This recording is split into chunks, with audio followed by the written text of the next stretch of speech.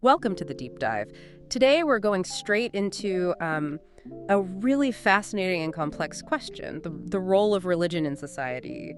Is it, a net positive or a net negative? Yeah, and we're going to unpack a really thought-provoking conversation on this exact topic. It's between conservative commentator Ben Shapiro and the philosopher YouTuber Alex O'Connor from Premier Unbelievable. Exactly. And for you, listening, maybe someone keen to grasp complex ideas quickly, but, thoroughly, our mission here is to really pull out the core insights from their exchange.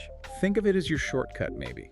Getting the key arguments without getting too bogged down in, well, all the extra details will focus on their fundamentally different ways of looking at society's foundations. Absolutely. And these are two, heavy hitters, aren't they? You've got Shapiro, a major voice in conservative thought, bestseller author, The Right Side of History, for instance. Huge podcast, huge YouTube channel. And then there's O'Connor.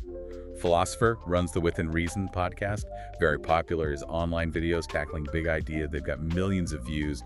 He really engages. And their discussion, it really drills down into some pretty fundamental questions for any society, really. Like, can a society even hold together without some shared underlying beliefs?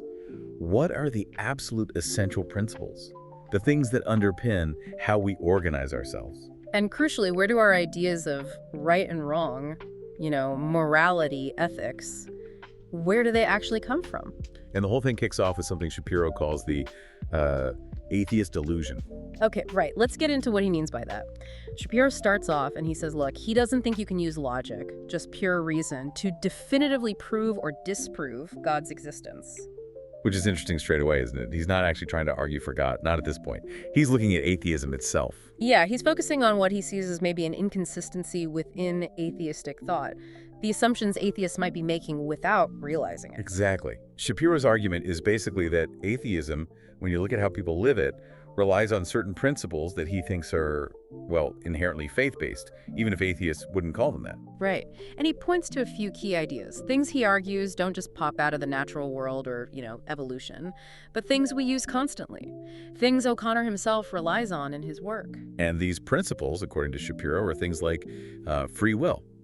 The idea we actually make real choices. The existence of objective, right and wrong, the idea that reason is a valid tool to understand things, even the concept of truth itself. Right. He argues that if you take a purely materialist, atheist view, just matter and energy, it's actually hard to logically ground these concepts.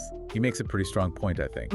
We all act as if these things are real, don't we? We hold people accountable, that implies free will. We get angry about injustice, implies right and wrong. And as he points out, O'Connor's whole podcast is built on using reason to argue towards truth. So, yeah. If you step back, Shapiro's core idea here is maybe atheists are sort of borrowing a framework of beliefs that their own philosophy doesn't fully support. He's quite clear, though.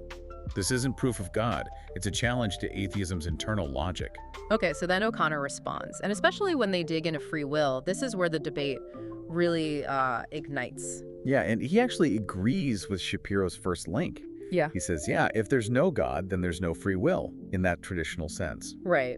Which immediately makes you think, okay, if they agree there, where's the disagreement? Well, O'Connor's main pushback is against the idea that just saying God somehow magically solves the free will problem. Just stating God exists, therefore free will, doesn't actually explain how it works, especially when Shapiro himself admits you can't prove God by reason alone. So O'Connor's point is, invoking God doesn't give you the mechanism. He then brings in this view of free will, often linked to Schopenhauer. The you can do as you will, but you can't will what you will idea. Exactly. What does that actually mean in this context? Well, it suggests our desires, our motivations themselves might not be freely chosen. O'Connor argues we're basically biological machines. Yeah. Our actions are driven by biology, by evolution. Okay, but then Shapiro points out what seems like a contradiction, right? He says, O'Connor doesn't act like he believes there's no free will. He debates. He tries to persuade people. Which implies he thinks people can change their minds based on reason. Exactly. And O'Connor's response to that is, even the act of debating, even his daily choices, are ultimately driven by these deeper biological evolutionary forces. There isn't some separate decider pulling the strings uncaused by anything else. Which then leads Shapiro to raise the specter of nihilism, doesn't it? If there's no free will, if it's all determined, then what's the purpose? Does anything matter? Why even have this conversation? That's a powerful question. Yeah. O'Connor's counter is interesting. He suggests evolution gives us the feeling of purpose, the subjective experience. It's an illusion of purpose. Yeah, basically. An illusion, but a functional one. Our evolutionary programming makes us feel motivated, makes us feel like things matter, even if objectively, in a purely material universe, maybe they don't. O'Connor then goes a bit more formal, logically, against free will. He uses the law of the excluded middle. Right, the idea that any statement is either true or false. He applies it to mental activity. It's either determined, meaning it has a cause. Or it's undetermined, random. Exactly. Yeah. And he argues neither option gives you real free will. If it's undetermined, it's just random chance, you don't control it. If it's determined, it's caused by prior events, going all the way back again, where's the control? This is where Shapiro pushes back quite strongly, I thought. He says O'Connor's logic seems to just dissolve the idea of a self, a person who makes decisions. Yeah, and Shapiro, maybe surprisingly, argues that believing in a deciding being, a self, isn't necessarily incompatible with atheism. Though he does struggle with why an atheist would believe that. Right, because if you're an atheist rejecting uncaused causes, how do you justify a self that makes uncaused decisions? Where does that decision-making power originate in a purely material world? It's a tough spot. And at this point, both of them kind of touch on the limits of what we know, don't they? A sort of appeal to mystery. Yeah, Shapiro acknowledges the mystery around God and how free will might fit in. O'Connor points out the mystery of consciousness and the self within atheism. Neither side has all the answers fully mapped out. Shapiro then clarifies his point on free will is conditional. He's saying, if you believe free will is real, then he argues it doesn't fit logically into a purely materialist universe. But then he pivots, doesn't he, to the societal level. He argues that whether free will actually exists or not, it's absolutely vital for society that people believe it exists. Yeah, his reasoning is that our whole way of life responsibility, changing for the better, morality itself, it all kind of hangs on the idea that our choices matter. Yeah. If people truly thought they had zero agency, Society could unravel. that's the implication. It could be really damaging. But O'Connor throws back a sharp question. If free will is just this necessary illusion, then who's actually the deluded one, the believer? Or the person who sees it's an illusion but acts like it's real for society's sake? Yeah.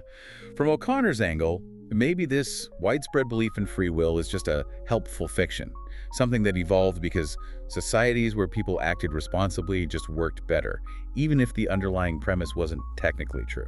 Okay, so shifting gears slightly, they then turn more directly to morality and society. And O'Connor's initial answer here is, well, it's quite striking. Yeah, he basically says he doesn't have a solid answer for what makes an outcome objectively good or bad. He admits he's kind of suspicious of the whole concept. He leans towards emotivism. Emotivism. Can you break that down quickly? Sure. In simple terms, it's the idea that when we say something is wrong or right, we're not stating an objective fact, but more expressing our feelings or attitudes about it, like saying ooh or hooray. So not objective truth, more like personal or collective feeling. Kind of. And O'Connor is skeptical about grounding morality in God. He argues it doesn't actually solve the problem of defining good, and besides, he sees religious moral systems as ultimately human inventions anyway. He also raises a really serious concern about religiously motivated violence.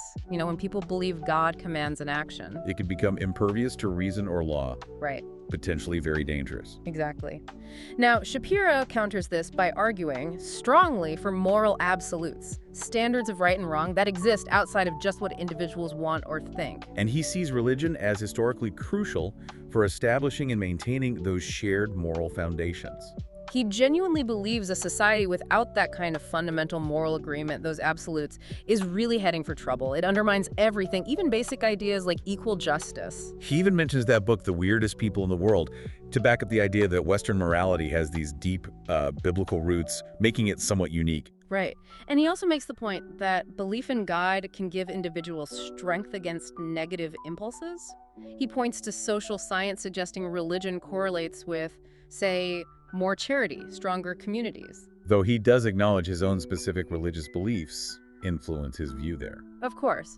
But O'Connor jumps back in, pointing out that the same religious conviction that inspires good can also inspire terrible things with the same force. And if it's seen as divine... It's incredibly hard to challenge a reform.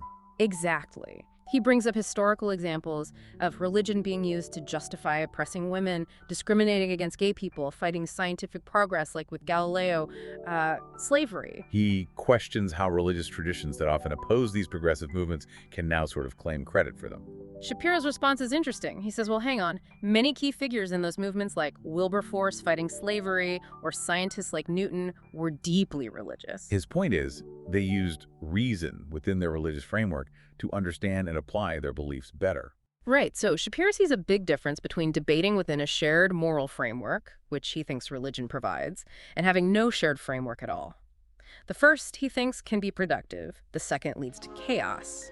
Shapiro also points to modern trends in the West: falling birth rates, rising suicidal thoughts, social isolation, and suggests these coincide with declining religious belief.